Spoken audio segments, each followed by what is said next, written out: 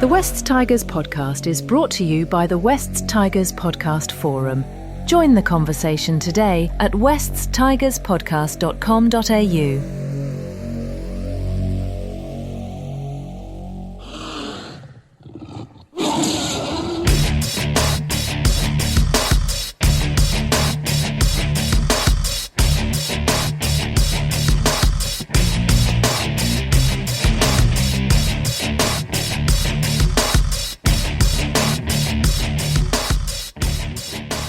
Episode number 485 of the West Tigers podcast, the midweek pod with Nick and Jordan. I'm a little bit out of sorts because I wasn't around on Sunday night to do the pod. So this is kind of my post-game edition of the podcast. And I haven't had my say on that Canberra performance, and neither has Jordan. But how are we, gentlemen? Are we holding up okay? Couldn't be better. I've had a great week, Joel. Yeah? Got some clarity from Benji and AD today, so I'm feeling on top of the world and ready to rip in. Right. Life's keeping me distracted, so I'm numb to all the pain. So I might be looking for a bridge like Nick if I didn't have everything going on. There may have been some sarcasm in my comment there too, Joel. Yeah, I think it was a little tongue-in-cheek. Yeah. I feel a little bit like I'm going to be sort of look my age and sound my age here more so than normal. But remember Gone with the Wind? Did you guys ever see the movie Gone with the Wind? Yep. So after the Civil War, everything's in disarray and all these soldiers are limping back home with, one leg and bandages and war wounds. And that's how I feel. I feel so exhausted by the West Tigers. This has been the most exhausting season, even more exhausting than the wooden spoon years. More exhausting than, and maybe I've come into it with a little bit less energy after all the fights and everything, but I'm feeling really, really exhausted by it all. And the worst part is because it's year on year. We just seem to have something like this, maybe not to the scale of the last 2 years, but it just feels like it's escalating to higher and higher levels. But I get exactly what you're saying, Joel, and we've spoken about a few of our friends that have mentally checked out and have had to do it for their own reasons. So big shout out to Azza. I know you'll be listening, Az. Or maybe he won't be because we did try to get him on tonight, and he actually said, look, I'm probably going to be no good because I didn't watch the game. I don't want to watch the game this weekend, and I have no idea what's going on at that club. So there's a lot of disillusioned people out there. Yeah, there sure are.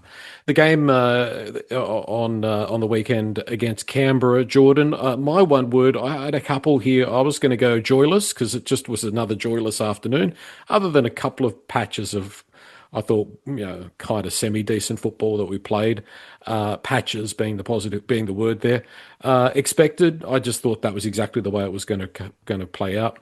But I've also got slugs here. Like I just thought our marker defence, we just looked so slow and lacking in energy. But that marker defence was absolutely shocking against the Raiders. What were your thoughts?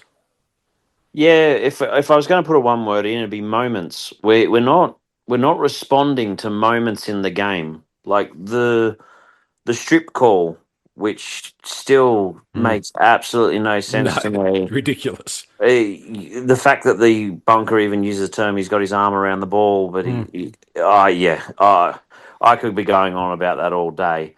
But it's more of a case of we're not winning the moment. We're not responding to the moments. Like that was a big turnaround in that point of the game because the scores were level or we were in front by 2 and we were down in their end, and after that we just stopped. I think it comes down to confidence, Jordan. Like there's zero confidence in the playing group at the moment. Yeah, we've not only lost that many games recently, but it's by the amount that we've lost. And it's almost like we get behind by a try or maybe 2 tries, and it's like they've mentally clocked off. Yeah, the problem I see with a lot of it is that we're not. I don't know. We seem to be waiting to be on top. We're not chasing to be on top. We're not trying to dominate and earn the actual right to be in that position. We're kind of just hoping that if we throw the right ball here and the right ball there, it's just going to come on its own. We're not working hard enough, which compared to the opening 8 rounds of the year, we just seem to think for some unknown reason it's just going to fall on our lap, and we're Yeah. not responding to the moments in the game. I think sometimes coming back to that lack of pace, that I find at the moment we have a lot of players that just are not very dynamic kind of players. Like the amount of time that players were being stepped on the inside, like slow to respond. And I don't know if that's an energy thing. I don't know if they're just as exhausted as we are. I don't know if it's the way that we've been physically prepared for the season, but when I look at the other teams, I just feel like they've got more energy, more speed, more dynamism, and we just look to be a class below. Not discounting and not to say that there were some mental battles and challenges there that obviously were around going into that game, Nick. Slowness might come down to lung capacity, Joel. Maybe there's too much vaping going on in the gym. Yeah, well, yeah. I think part of it also comes down to, like, you actually look at how we started the year. We actually seem to be fitter and stronger than our opponents. Mm. And that can come down to how you do your preseason. Like, you could do your preseason, they could have been flogged to shit in all kinds of manners through all forms of cardio and respiratory work and everything. But the issue that you have, and I do this as a coach myself, is if you start a preseason like that and focus so much on aerobic fitness, but then start to focus on skill as the season goes on, you lose Yeah. that aerobic fitness. A lot of my drills and everything still involves a deal of running and constant moving. Like, I obviously don't train my kids as much as the NRL does, but that time I do have them, for that hour and a half I have them twice a week, that for that entire 90 minutes they are doing something. And that's how I've experienced success, is because you're keeping them aerobically fit while in introducing skills at the same time. I feel like we've turned to skill based, or because our completions are still actually not terrible. We're just not doing anything with the ball. Yeah. But we seem to be running. As you said, Joel, we're a pace behind on everything, and I just don't think we're keeping up with the fitness that we do in preseason throughout the regular season, which is a conditioning issue.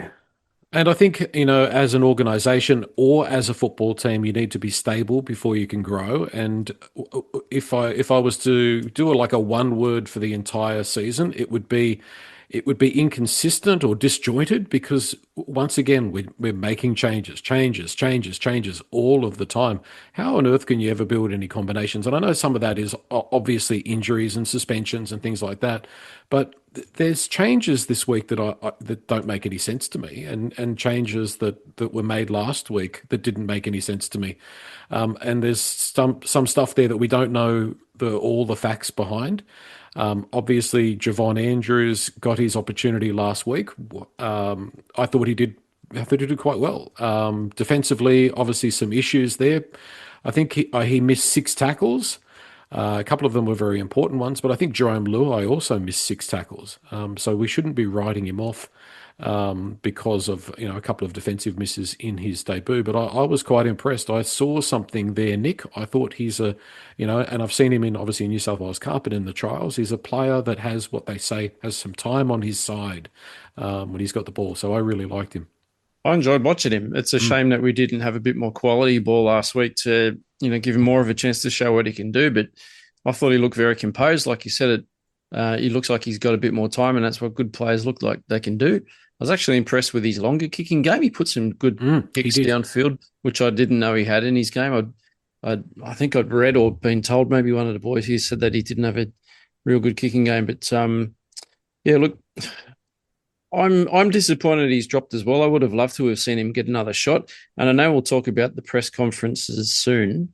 But one comment that Benji annoyed me a bit with was around the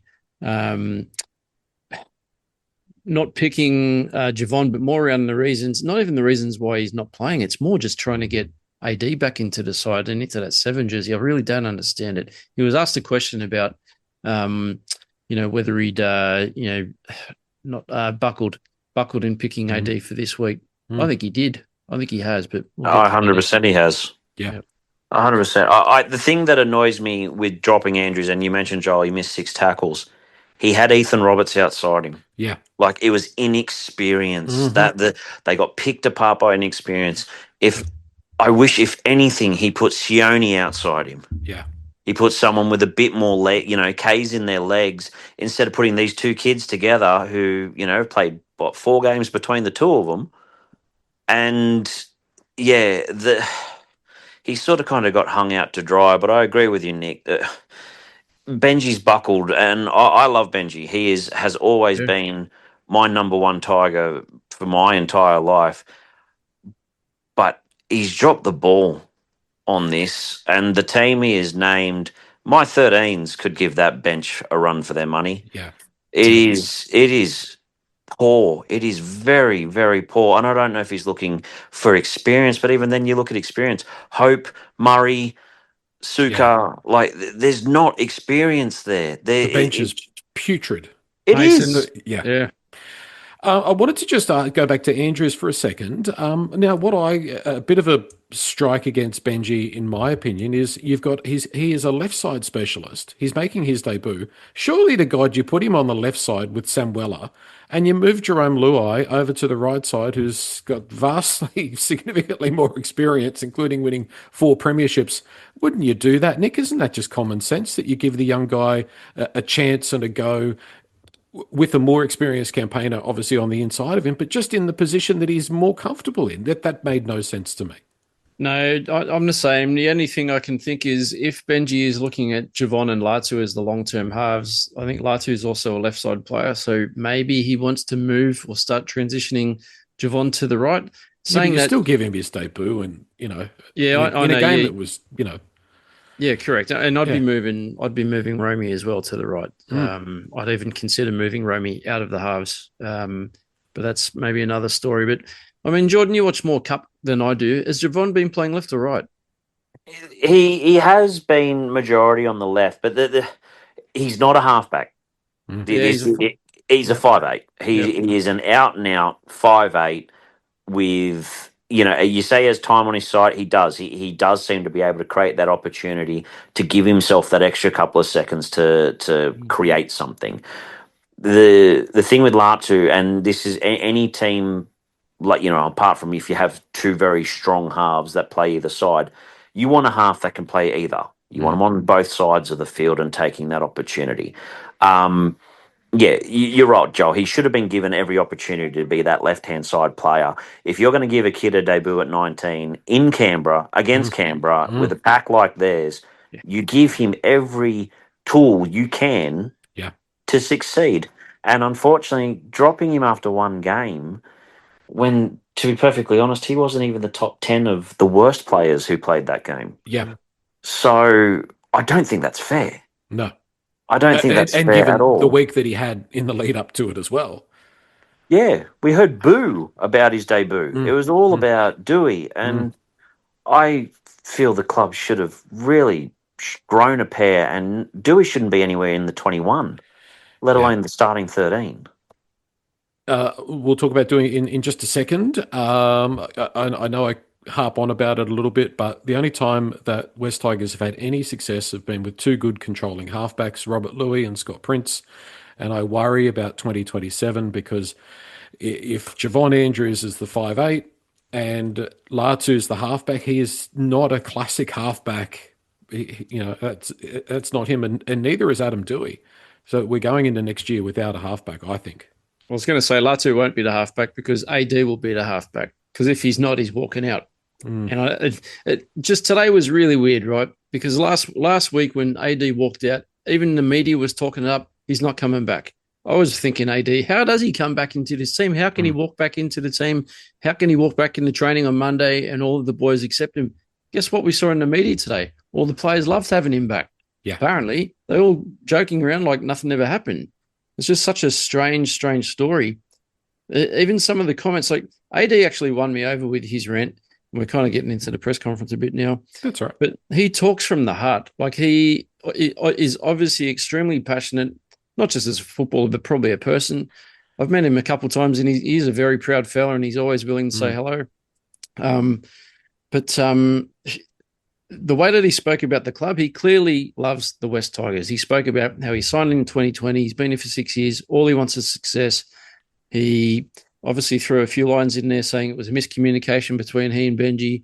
I think there's got to be some truth to the standards questions that's been brought up in the media, and the media didn't quite hit the nail on the head when they were throwing out those questions in the press conferences today. I think Benji sort of tiptoed around some of those responses. And Adam also mentioned that they weren't going to expand on a lot of that, was going to be kept between the four walls, which is what Sean also said yesterday when he came out and gave his speech. But there's obviously a lot more to it than what we all know. But I do think that Benji's buckled, especially this week. And like you're saying, Jordan, I find it hard to believe that Adam can waltz not just straight back into the starting team, but even the squad. It comes back to Javon. Like, I wouldn't have dropped Javon. I would have given him another go. I think that's a bit unfair. I hope he does get more opportunities, not just that one before this season's over, because he needs more experience before we run into the next NRL season next year. Yeah, I'm probably going to go on a bit of a different tack to you, Nick. I'm going to be devil's advocate here. He might have spoke from. You might say he spoke from the heart, or is he saving face because of the amount of criticism he copped? Yeah, it was pretty much 99% of West Tigers fans, and I read all the socials, our forum, the other forum, et cetera, et cetera. 99% of the fans were off him. But it's not even just Tigers fans. Yeah, it was everyone. Yeah. Any name in the game, correct, was laying into him, and the main tagline you heard was, "I have never seen anything like this. I've never seen anything like a." So is he saving face and saying he loves the club and he wants success because he genuinely knows he probably has nowhere else to go? Because who's going to want to take that? Look, I have been critical of him. There were times on the pod earlier in the year I supported him because of how well he was playing, but he was also playing off the back of a forward pack doing their job. I have had issues with his selfishness as a player on the field when he hogs the ball or he decides to run more than he should.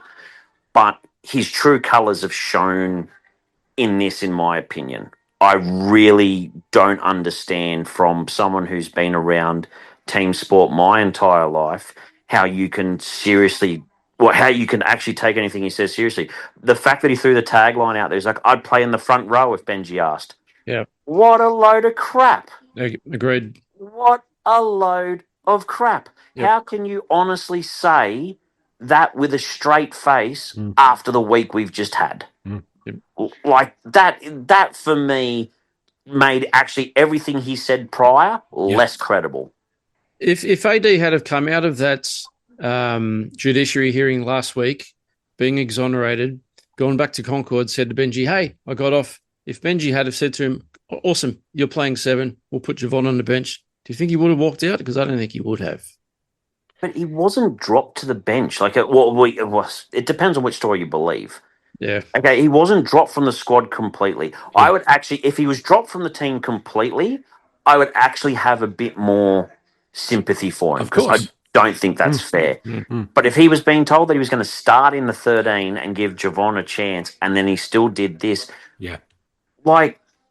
tough luck, mate. You're paid to play football. You are paid to play. And yes, I know people throw in the Jerome thing. I get that. But at the end of the day, you've got to worry. He's got to worry about him on that sense of he's playing 13. That's what the coach said he was going to do. You do it. That's it. If I listened to every parent who told me about their kid who shouldn't be playing a certain position or shouldn't be doing something like this, it's like, well, no, me as the coach, this is the role. This is what they've got to do. This is the job they're given, and they'll do it to the best of their ability. If I'm wrong, I'll put my hand up and go, yep, you know what? We tried it. It didn't work, but we didn't even get to see the opportunity or if it would work. He threw his toys out of the cot and walked out. If in that situation, Jordan, if you kept saying to every young player that came to you and said, "I want to play this position or that position," and you gave in, the problem quickly becomes not the kids, but you become the problem. And the problem here, I'm 100% in agreement with what Dewey's done, and I know that there's stuff under the surface that obviously is involved in this. But this is West Tigers' problem. It's a serial offence. We are serial offenders at this kind of stuff. And the fact that he's now been given the Willy Wonka golden ticket straight back into the number 7 jersey is a sign of the problems that the West Tigers have got. A couple of things that come to mind when I think about the situation. I think when I look at our club and I look at it from top to bottom, and some of this is coming from my professional side of things, but my instincts tell me that we have way too many feelers in the organisation and not enough thinkers. We have too many guys that are emotional and play the game from an emotional sense, live their lives, as Adam Dewey said in the press conference with his heart on his sleeve. Well, that's all very well and good, but it needs to be balanced with a good core of thinkers. And if we look at some of the decisions that have been made at board level and above ownership level, a lot of it's emotional. There's emotional underpinnings in the decisions that are made. For example, colours of jerseys, putting magpies on sleeves, leaving the old foundation clubs. There's a lot of emotion in it, yeah. And I know that football clubs are built on emotion, but you need to strike that right balance. And at the moment, I don't think our balance is right. I think we've got too many people who are feelers and not thinkers. There's not enough football brains out there in our team, for example. And that includes a guy like Appy, who's a fantastic player and will be remembered as one of the great hookers of all time. But, I look at Appy and I don't see that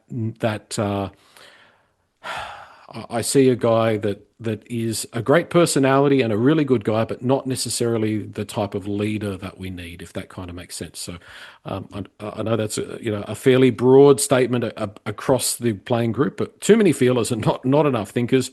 And when it comes to Adam Dewey and Benji Marshall, so a lot of the stuff that I've come across when it comes to people being in conflict is that it's not that they're different, it's that they're similar. And I think what we found out was that they're both as stubborn as each other. They're both probably feelers rather than thinkers.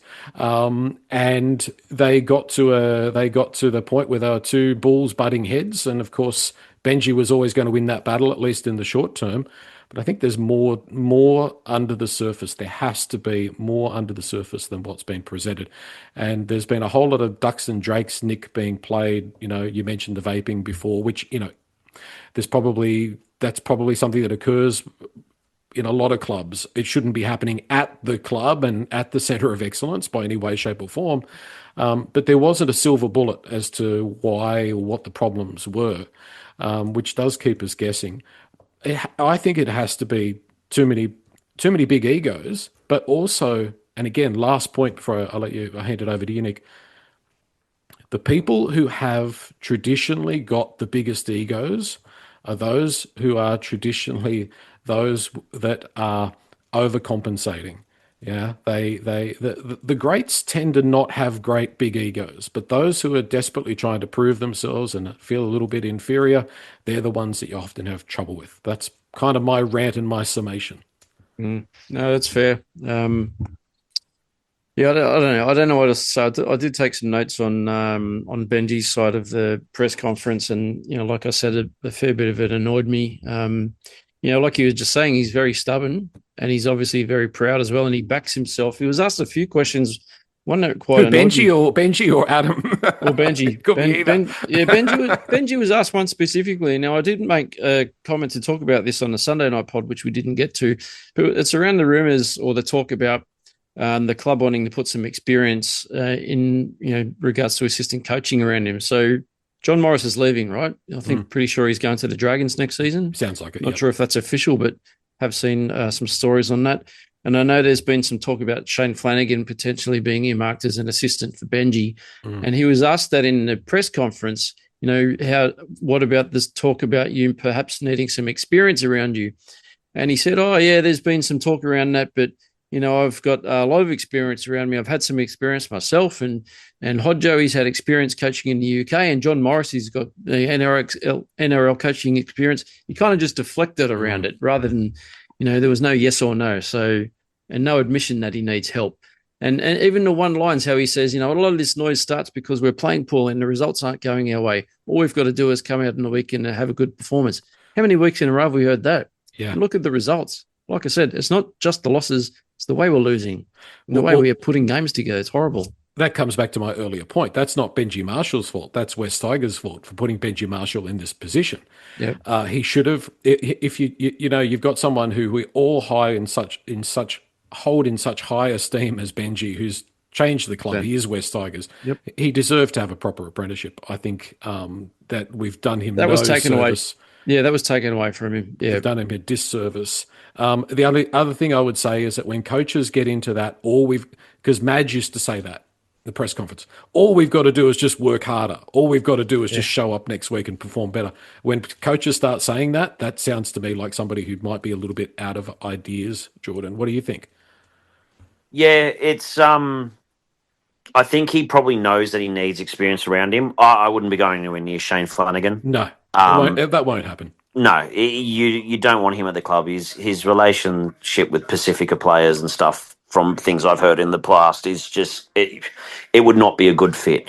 But we definitely need change, and it's not just in his assistant coaches; it is in the strength and conditioning. I think Peter Musa is well beyond. He's past the point for us. We need a change. I agree completely. Yep. We need a fresh approach, fresh outlook, and he needs to go. Yep. With John Morris going, he's been in charge of defence. If I'm correct, yeah. As much as I'd love to have someone like Steve Folkes back, God rest his soul.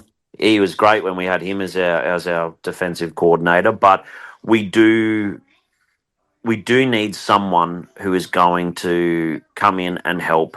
But I can't remember who made the yes man comment. I think it might have been Danny Wilder. Unfortunately, as much as I don't want to say it, I have to agree. He can't have his mates. Yeah. Because you need the challenge. You need someone who is going to challenge you. I will always have the parent I disagree with most as my assistant coach. Yeah. Always. Because if I'm wrong and I'm too pig-headed to see it, I need that person to pull me aside and go, "You stuffed up, time to fix it." Not have mates who, it's hard because at the same time, even though Benji was probably the younger player when he played with these certain players, now he is the more senior figure as an NRL personality. So they'll fall in line.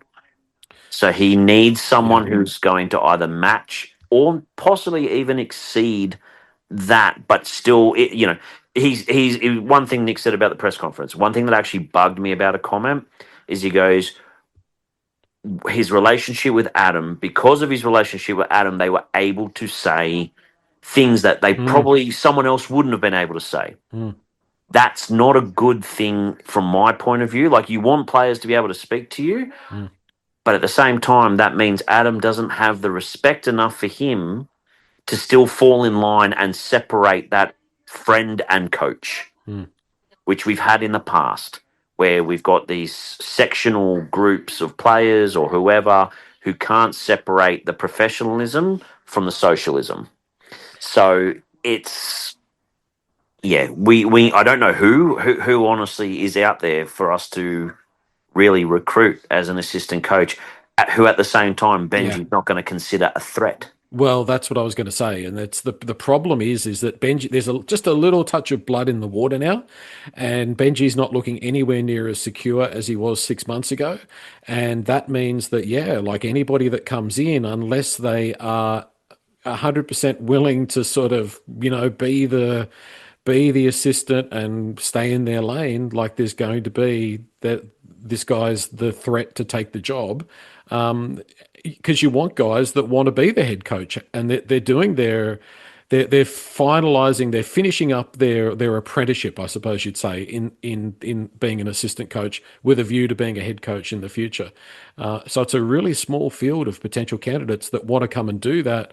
have experience and can bring something, but don't also want to end up with the clipboard themselves. Like, it's a huge task to try and find that. A name that just come to mind, I don't know if this person would be a good fit or would be available, but there was some raps on Dean Pay. Dean's fallen off the radar. Maybe someone like a Dean Pay who's had some experience, at being a head coach, not overly successfully, but apparently he was very good for driving culture and things like that. I don't know. We might have to look outside the square a little bit. We've had some really good assistants and managed to sort of alienate them or not look after them, and they've ended up elsewhere.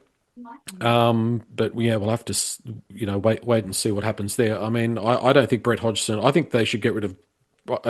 All due respect for what they did for the club, it's not a shot at it, but Hodgson's got to go. Heinington's got to go. John Morris has got to go. We've got to start all over again. I think there needs to be a reinvention of a whole lot of stuff at West Tigers over the next 6 months. Yeah, I agree on Hodgson. He's got to go. Yep. His attacking structures, even things I've seen at training. Yep. No, he's this, and like they talk about it, he had success he had coaching experience in the UK. Yeah. Look at his UK record. Like it wasn't great. Heinington, he's more of he's not even really an assistant coach. He's more he's in to do with training coordination and interchange and stuff like that. But Hodgson, with Morris gone and Hodgson, we need a fresh outlook, and they can't be people that he's played with. Yeah. I don't think you can ever coach guys you've played alongside. No. I think that's a really tough ask. I don't know. And Benji, to me, seems really young. Like, I know he's probably 38 now, but to me, he seems like a young 38. Like, I remember, it's not a Balmain thing, but Junior, Wayne Pearce retired. He waited 3 years until he came back and coached, and he would probably say he was too young and not ready. But Junior also, to me, seemed a lot more mature and a lot sort of just a different personality to Benji. So I think that might be something to keep in mind. Benji's aging very quickly, though. He's 41. He's 41, John. 41 now, is he? Wow. Yeah. He's got to stop getting the ball and running around with the guys as well. I don't think that's necessarily the right thing. I think you can do it at a club where everybody's a professional and everybody, is a top performer. But when you're sort of having to nurture and grow the squad, I just don't know if that's the right thing. They need a father figure. Not a friend, not a brother, There's got to be, you've got to have lines of separation. Correct. You've got to have lines of separation. There's got to be that bit. I can joke around with anyone I've coached. Yep. Anyone. I can joke around with all of them. But at the same time, they know when their heads need to switch on, and there's got to be that difference. Yeah. You want to bring back Tim Sheens? Okay. Strike that from the record. Yeah. Is Frank Stanton still alive? Biscuits. Yeah, I think Frank's passed away. But anyway, Probably. there's other names out there if Benji did. Because last week it was kind of like, well, maybe Benji might not even be there next year. So we'll have to wait and see. I do have to say, on a lighter note, all of the events of last week did give me 2 laughs. One of them was the Adam Dewey, George Costanza, quit on Friday it was actually Larry David that did that. Quit and walk out in a storm on Friday and then just walk back in on Monday like nothing happened. So that really entertained me. The other one was somebody on the West Tigers forum referred to our CEO as John Cougar. And I had to think for a minute. John Cougar Mellencamp. So, he will. Sean will forever now be known as John Cougar on the West Tigers podcast. So you gotta laugh. If you're a West Tigers fan, you have to have a sense of humour. You have to find the things to make you laugh. Appy Coruscant, the aforementioned Appy, congratulations. I mean, 250 games. It's a huge effort and a huge milestone. Nick, he has made a tremendous contribution to the club, and even like against Canberra, probably the only guy aside from Andrews and a few touches who looked like something was going to happen. Yeah, he's the best number 9 we've had at the club since Robbie Farah. I do feel very sorry for Uppy, just in regards to coming to this club and obviously wanting to do what Benji's been saying for years now, is get the club out of a hole, and we haven't been able to do that. And poor old Uppy's been dragged through the mud. Obviously came from a premiership winning club and went straight into Wooden Spoon Club for a couple of years, which is very difficult. But he's a warrior. He's had a very long career so far, and it looks like, well, who knows if he goes for another couple of years, he must be feeling pretty worn out and tired by now. But you know what? I wasn't going to go to any more games. Like, I'm a bit like Az and a few other people. I just kind of had enough of getting that involved, or I'm actually going to a game. I don't like the idea of walking back to my car and driving home bitterly disappointed after a heavy loss. But because it's Uppy's 250th, and because I love the guy so much and respect him, I'm going. And I did ask my boy Isaac if he was keen to go, and he originally said no, and he said, "Dad, actually, I do. I want to go and watch Uppy." So moral support for Dad. We'll be out there. Hopefully, this week of turmoil can turn into something good. It could go the opposite way as well, but Uppy will be there, mate. So congratulations on a great career thus far, and may it only go upwards from here. Jordan, how do you think Appy will be remembered in terms of hookers? I think he's got to be at least in the top 20 of all time. Oh, easily. Yeah. Mate, he is a tough competitor who, you think about it, like it feels like a lifetime ago. This guy won a premiership with only a couple of games under his belt because Isaac Luke got suspended. Yep. And originally it was funny. It was mentioned during the week, and I didn't think much about it. He was actually a 5'8" in the juniors, and Ben Gardner turned him into a hooker. Okay. He'll be remembered as a competitor, and probably one of those very few players who will be remembered for his integrity in the game. Like, he's never been a dirty player, like, apart from the hip drop stuff, but that's all circumstantial. But he's a player of integrity. He's a player who has given his all. I don't think, genuinely think back, when did you last see Appy actually play a bad game? That was personal, like him personally, as a bad game. Yeah, like, he's played in bad teams, but he's never had a bad game. I love Appy. There's no shock that our record without him on the field is dreadful. Yeah. But also congratulations to him, because I think it's his 80th game for us, and we will be the club that he's played the most games for. So yeah, I hope he goes around to the end of his contract, which I think is 2028. He'll be a good influence for Hayward. And yeah, hopefully we can give him some success in his final couple of years. But I think he'll be remembered as a pure of heart player and just an absolute tough competitor. I know we're jumping around a little bit. I wanted to just go back to the situation of the last week and ask the question of you guys. There's been a lot of talk about standards. What would you say would be some of the non-negotiables in terms of standards around the club? Like, obviously, coming to training is a non-negotiable. Unless you've got a reason, you can't. You have to turn up to training. I would think that what happened last week would be a non-negotiable. You get named, you play. If you're fit, you'll play. Do you agree, Nick? I mean, I don't know. I don't think we can ever, with a straight face, ever mention standards again if that big standard was given a green tick to be bypassed.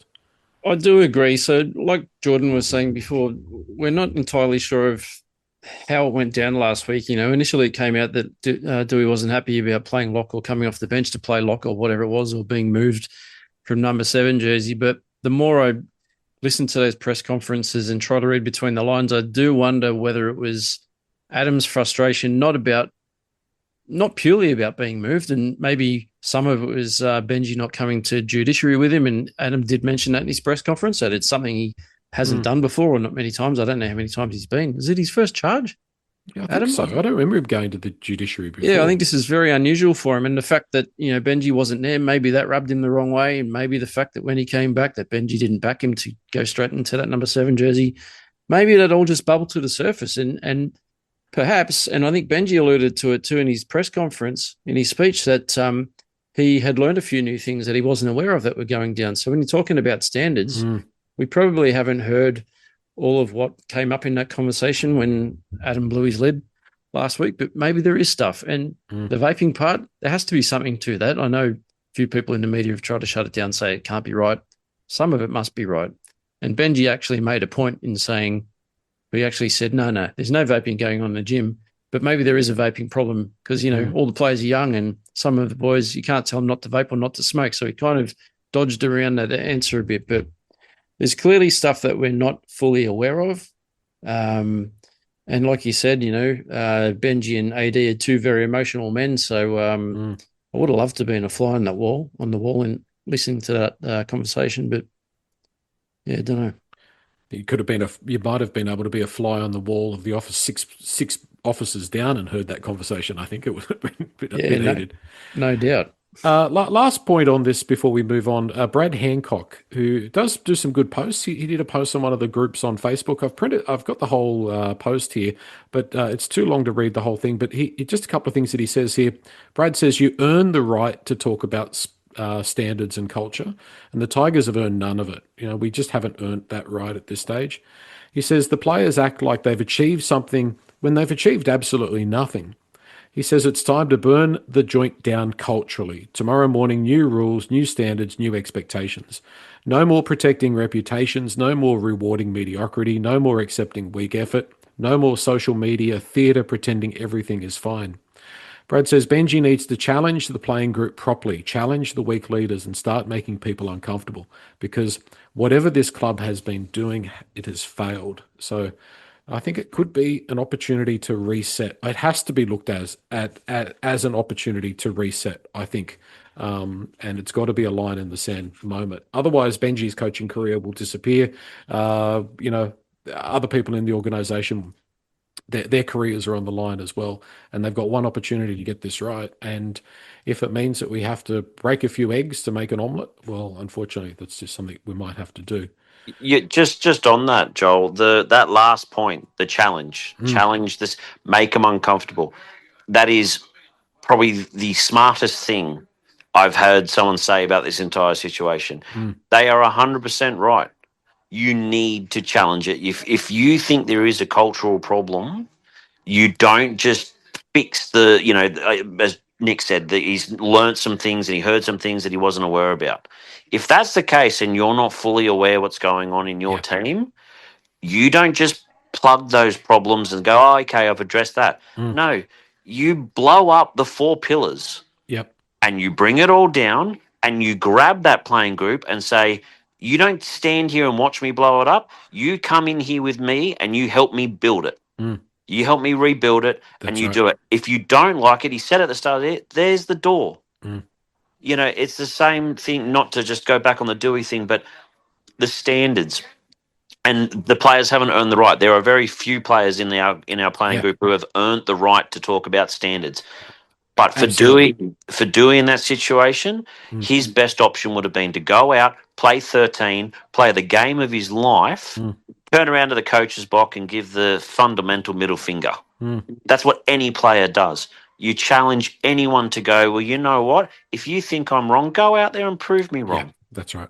That's actually what you do. That's the one thing I'm disappointed with this week, is that Benji didn't pick AD to play 13. I wish he had backed himself because Benji spoke about it in the press conference today.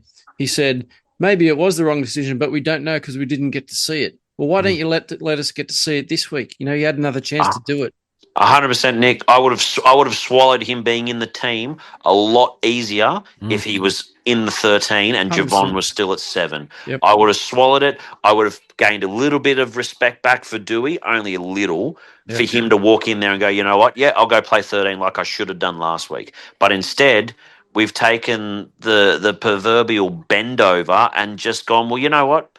We'll just go back to like where we were 2 weeks ago and pretend none of this ever happened. Yeah. So the question is, what happens if this game, and I have a gut feeling that this game is going to turn into a complete schmozzle for West Tigers. Like, there might be good intentions, we might be revved up and wanting to have a good performance, but I don't see this team. I see this as being a potentially really, really, really difficult afternoon for the club, Nick. And what happens if that happens? What happens if we fall in a heap on Sunday? The pressure pretty much bubbles over the top, doesn't it? Like it's going to be very difficult to get any worse than what it has been the last 4, 5, 6 weeks. But if we get pummeled again, the media will be all over it. Like, Yeah. I don't know what Benji's next step is. Like he admitted today that he's getting external help. No one pushed him on that, maybe out of respect, but he was talking about how this is the 1 week that his the dramas with the football club has started to impact him personally. And then someone asked him another question. He said, I'm actually getting help externally. And he kind of left that and moved on. But there's obviously a hell of a lot of pressure on him, all of his coaching staff, which aren't front and center in the media like Benji is. So he's wearing all the pressure at the moment. But yeah, if we go down heavily, the club is in huge strife, huge. And the other thing too, right? Benji he's been banging on about standards all year. And if you don't come out and meet the standards, there's the door, like Jordan was just saying, or, if you don't perform on the field, you're going to get dropped. But what's he doing in regards to dropping players and positions? He's just shuffling the deck chairs. Yeah. Yeah. He's just shuffled the back line again. We've got Makasini and Tupu? Are they lining up alongside each other? Yeah. Yeah, and if it looks like they play like they don't know each other, it's because they've never combined with each other. Yeah. Oh. Yeah. I reckon we could coach Parramatta, Jordan, and probably put 40 points in the Tigers. Like, it'd be pretty easy to say, okay, let's look at how the Tigers defend out wide. We already know that they're struggling. They've got Tupu and Makasini. Makasini's confidence must be shot. And he's watch playing. Brian Kelly look like Greg Inglis this week. Yeah. It'll be. Yeah, I think we'll start strong for 20 minutes, and then as soon as we have to touch that bench, it's just gonna. Yeah. What's he gonna do? I honestly think Benji must be putting faith in Terrell to play 80 minutes, Alex Toll to play 80 minutes.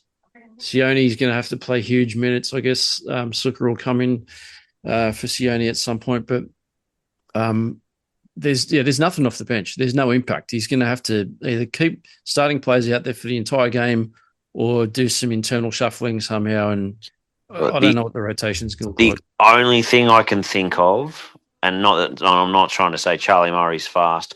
The only thing I can think of is that he's going to try and play light. And when I'm either not weight wise of a player, he's going to try and play fast. Yep. And that is the only thing I can assume with the kind of bench that he's gone with. I think Josh mentioned in the chat, I believe Sione and Twal will probably go into the prop rotation at some point. But imagine just, let's pray and touch wood we don't, but imagine Terrell or Fanua go down. Yeah. At any stage, screwed.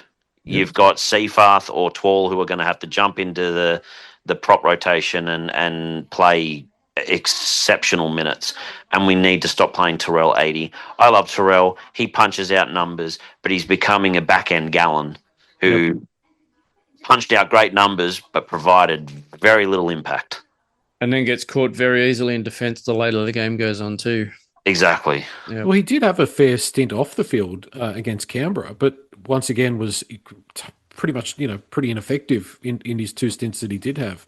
He's got to stop stopping before he gets to the line. Yeah.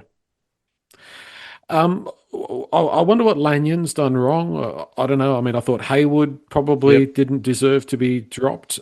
We talk about standards. From all reports, I didn't see it myself. So, correct me if I'm wrong, but the guys that did see the New South Wales Cup team, they said guys like Heath Mason and Tristan Hope were ordinary. Stafford was ordinary in New South Wales Cup, but here they are back in NRL. Like, don't you have to build a club? And I know that injuries are a big factor here, but don't you build a club where you have to excel to get called back up to the NRL? And they got comprehensively beaten, the New South Wales Cup team, and then here we are, basically the spine gets picked to come and play first grade. Strange. Well, that's it, but not just mention the likes of Mason, Toa, and Hope are Stafford's definitely not. Heath Mason's apparently off to the Bears, and I can only imagine Tristan Hope's going to get a New South Wales Cup contract at best. But why isn't someone like Sakuru or Pete Tateo or rumours Sakuru's gone to Para, but even Pete Tateo, if our season's done in the relation to the finals, give these guys a crack. I hope we do get the win, but I severely hope that after the bye we are looking at some players who actually get blooded. give them a taste, get them in there, and give them a shot to actually throw something at the back of the year, because they'll actually step into the team with something to prove. Not these guys who have already got a foot out the door, Yeah. who have no former or future investment in the team. Correct. It makes no sense. I was thinking about this. Aren't your development players, aren't they guys that you really value very highly, and you put them on a development contract? I'm talking about the younger players, not the Bunty fellas, but the guys that haven't played first grade yet. You put them on a development contract, Jordan, and you give them 2 or 3 years development there, and they do 9 times out of 10, because you're picking the right guys, they end up being contributors to the NRL side. But if I had a bit of a look back and a look back at our history with our development players, and there's a massive number of guys that never contributed anything to the NRL team, and Sakura looks like being the latest one, where we've done all this development and we've got nothing out of it. Yeah, it's poor. You look at some of the clubs who pick up some players on development deals, and you get value for money out of them. But you are right. It's meant to also be for some of those younger players who are maybe not right on first grade standard just yet, but the aim is obviously for them to be there. But, like at the start of the year, we heard all this talk about Phoenix Godinez. Yeah. Well, the kid's fallen off the face of the planet. Correct. Jack Attard's been playing most of the time in Jersey Flegg and stuff like that. And we have dropped the ball in the last few years on development. Yeah. Like, we seem to get these random here or there that we get really, really excited about, and we either get them into first grade and we throw them in there and they flop because the team's flopping, or we completely stuff their development. It's really disappointing. Sakura. If you asked me last year if I'd ever thought Sakura was going to play first grade, I would have told you no. Yeah. Guy was lazy, defensive liability, never seemed to have the attitude. He seems to have matured this year and actually grown up and probably known that this was his last opportunity to make a swing of it, but he actually has and hasn't got a single recognition for it. And I know Javon Andrews has a lot to do with that, because he's given him a lot of good ball and a lot of space. Yep. But at the same time, we've got these guys underperforming, whether he was going to be with us or not for next year. I would have probably at least given him a shot. But we're dropping the ball on development, and I can't even think of who's on our development deals for next year. But I don't think any of the ones who we do have on those deals next year are actually. Oh, Tavana's one. Tino's, I know he's on one, but the rest of them aren't first grade standard yet. Yeah. It's I don't know. It's an enigma wrapped in a mystery. Wrapped in a riddle. Yeah. Concord, we need a prop. We need a halfback. Here's a question for you guys. Who's going to be at the club longer? I'll write this down and it might come back and haunt you. Who's going to be at the club longer, Adam Doueihi or Benji Marshall? Who will outlast the other? If I'm a betting man, I'm still backing Benji. I think there's more to this. I feel this is a get out. I want to get away, and I do not see Doueihi here in 27. A failed attempt to create a situation where that contract that he signed a few months ago, which probably isn't a great contract for Adam Doueihi. Well, does anyone actually know, was Moses his manager when he signed that contract, or was he still looking after himself? I think Moses was consulting. He was there in the shadows, but wasn't actually the manager. Yeah, I think he might have probably, because he re-signed after obviously doing his knee, and then he started playing form, then he started talking to Origin, then his head got bigger, and now he probably thinks he's worth more. Yeah. So, I don't know. It just seems a bit more to it, but I'm probably thinking more on the sinister side of things. The humble team player, do it for the club guy, disappeared in the course of about 3 months. And and everything turned 180. And that's probably, and I know it's been mentioned in other media forms, but I have to agree with the sentiment that the sinister nature and the trying to control of the narrative in his favour has actually probably done him more a disservice, because everyone, especially now that everyone knows that Moses is attached, and I know Dewey tried to defend him in his press conference and stuff, he but cares about the club apparently. oh, yeah, right. My kids love Brussels sprouts. We know one of those things aren't true. Yeah. It's more of a case of what was the real intention there. But if the media weren't jumping on it with all this other innuendo and the vaping and the other standards and the crap and trying to control the narrative, and David Riccio really showing whose corner he's in, this seems more to it, but I think it's more to it from his side of things and then the club's. Yeah. And there was no silver bullet. There was no there was no smoking gun. There was no what was the best you could come up with was vaping. I'm not to say that, I'm sure like every organization, there's areas within the, right in the inner circle of the team could be better in some ways for sure, but they didn't deliver a knockout blow as to why Dewey was upset. What about for you? Sorry, I was going to say if he played, and that stuff came out, he actually he probably comes out of it a lot better. That's right. Who's going to outlast who, Nick? I'm afraid to give an answer, Joel. I don't know. I don't know. I mean, I can still see Benji getting sacked, to be honest, at the end of this year, or unofficially, or not unofficially. I could see him saying he's going to walk away for his own personal reasons, for family reasons or whatever. But like I said last pod before, if we lose the next 5 games as heavily as we have the last 4 or 5 games or 6 games, whatever it is now, how can Benji stay? Yeah. And he made references in his press conference that we have made improvements. Where are the improvements? I don't think we have. Well, we scored 10 points. No points in the second half. Yeah, overall, have we improved? At the start of the year, yes. We were making great strides forward. But the amount we have come backwards since then, that's not improvement. That is a gradual decline or a very aggressive decline towards the back end of this year. If you looked at the past 6 weeks, you would say that the West Tigers are no better than they were a year ago or 2 years ago. There's been no improvement just based on that last 6 weeks. $1.41, the Eels, the West Tigers $2.93. The Parramatta team, look, a little bit inconsistent themselves, but I see more sort of strike there, and I don't mean to be negative about it, but I think we're in for a world of hurt. I am absolutely once again dreading this game. I don't know if you guys are feeling as negative about it. I think it's going to be a hard couple of hours for the West Tigers. What do you think, Jordan? If we genuinely go into the game with the team that is named 1 through to 17, I struggle to see where we get this win. We're going to have to score more than 10 points. Definitely. Yeah. And the halves, Jerome included, are going to both have to come out and have the game of their lives to create. And Adam's going to need to do that for his own sake.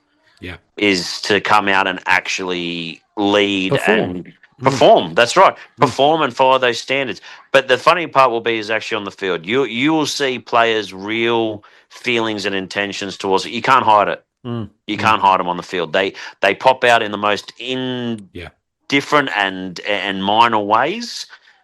If we are down at halftime, I have fear that certain players might start to turn on one another. Yeah. Not in a full scale sense, but in enough for fans to go, what was that? Yeah. So we need to come out strong, and as I said, we need to be in it after 20 minutes. Like, we need to have a good lead. We need to be in it and actually really putting Parramatta to the sword, because the moment we need to touch that bench, that's when I think we're going to start to really struggle. Nick? Well, the last couple of weeks you've used the word pain. Mr. T. You've predicted pain, Mr. T. Yeah. Look, as I said, I'm going out there, so I don't want any pain. Me too. I don't want it for you either, Nick. I want you to have a good afternoon. Well, not so much for me, but for my boy. Like, we haven't been to a game for a little while, but he has been spending less time watching the game and more time escaping. And I said to him, actually, when I asked him the other day, initially if he wanted to go, and he said no. I said, why? Is it because we've been losing? He goes, yeah, I don't want to watch it. And then he said, okay, actually, you know what? I would like to go, but he's obviously affected as well. Yeah. And the kids at school will be talking about it. So, and he's a tragic. I won't say I haven't pushed it on him. It's his own choice, but it's pretty hard to dodge. But look, I am worried. I'd be a liar to say I'm not worried. I'm actually in 2 tipping comps. One of the tipping comps I'm in, a mate of mine across the road runs it. You actually pick one team every week. You can't pick the same team twice in consecutive weeks, but you get the points differential. Right. Yep. You've got to pick every team throughout the season at least once, and then there's a few double ups. But I said to my mate yesterday, I said, you know what? I'm taking whoever the Tigers play for the rest of the year. Yep. Because I'm getting a differential. So this week I'm taking Parramatta. They're my tip. And if we lose by 50, then I get 50 points. But right. I'm very worried that there's going to be pain, Joel. I'm hopeful there won't be, but I'm very concerned. Like Jordan just mentioned, that bench really scares me. I don't know what we're going to do. I hope Benji's got a plan. He keeps saying things like he's got a plan. Like last week, he was saying, I had a plan for the game against, who'd we lose to? The Dogs? No, not who'd we lose to? The Dogs. The Dogs before Canberra, yeah. But the Canberra game. And he was saying, my plan was, well, he didn't go into detail, but we heard that AD was going to play in lock, but he wasn't going to defend in lock. He was going to go out wide. And then some other players were going to play here and defend out there. And I wonder what Benji's plans are. I don't know if he knows what they are half the time. Every coach can have a plan, but it's up to the players to execute it. Yeah. And if it becomes complex, you're playing here, but you're defending there. And all of a sudden you've got the ball. Okay, I'm here. I'm defending. I'm over there. And you're constantly shifting around. How is that easy to follow? Like almost every game of rugby league that's been played for the last 120 years, a lot of it's going to be determined upon the forward pack. And our forwards have got to find something because the wheels have fallen off the forward pack the longer the season's gone on. Big time. So I have to... Doesn't help that we've played Sione in the back row for quite a bit of the back half of this season when he should be playing in the front row. 100%. Yep. We've sort of spoken about it all year, playing players out of position. No helping. Taruva, he's on the wing. That's great. But he hasn't been on the wing for half the year. Our back line, when have we had the same back line 2 weeks in a row? We haven't. It's been chopping and changing every week. So how do you build combinations? Yeah. All right, boys, we'll leave it there. I hope for all our sakes and all the listeners, all the fans' sakes, that Sunday is a pleasant experience because we are due a pleasant experience. We're due something that's enjoyable or fun or something good, surely. We're almost there. In 2 weeks, we've got the bye. That will be pleasurable. The bye next week, I think, isn't it? Yeah, next week. Yeah. Yep. I can't wait. I'm moving house, so it's like I don't have to worry about the Tigers. I don't have to worry about anything. I can just move. That's We're going hiatus, Joel. We'll have a week off. Absolutely. Sounds great. And then it's only a few weeks until that merciful off-season. And then we can look forward to Vegas, Joel. That's it, exactly. Yes. We'll be a totally revitalized, totally different West Tigers team. I can actually see you, Joel. You can go. You'll go over there for the game, and it'll turn into like the movie The Hangover. You'll just be so drunk because you won't be able to cope with what's happening on the field. You'll be an absolute mess. Yes. I'm going to be at Disneyland and Universal for 2 weeks before the game. I'm going to be wrecked just getting there. Yeah. Well, you enjoy yourself before you get to the game, Jordan. We're going to Disneyland after the game. Oh, nice. Whenever I think of The Hangover, I think of Did You Die? I got shot. But did you die? If you're a Tigers fan, there's always a chance. Exactly. Thank you, boys. Chin up. We'll see you guys on Sunday. Thank you. Thanks, guys.